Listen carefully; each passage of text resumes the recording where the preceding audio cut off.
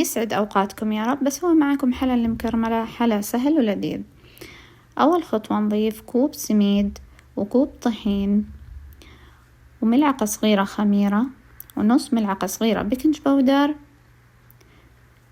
وملعقة كبيرة سكر ورشة ملح وربع كوب زيت وكوب إلا ربع تقريبا حليب أو ماء، ونعجنهم. إذا احتاج نضيف طحين ممكن نضيف ملعقة حتى تتماسك معانا وتصير بهذا الشكل.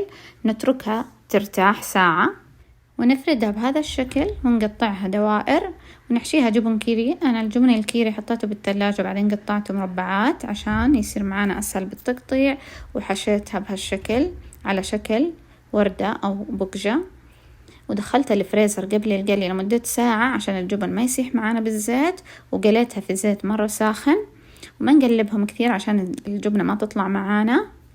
وبعد ما تتحمر نسوي الصوص اللي هو عبارة عن نستلة حليب مكثف وضفت معاه كراميل، ونحركهم ونضيف عليهم حبات الوردات اللي سويناهم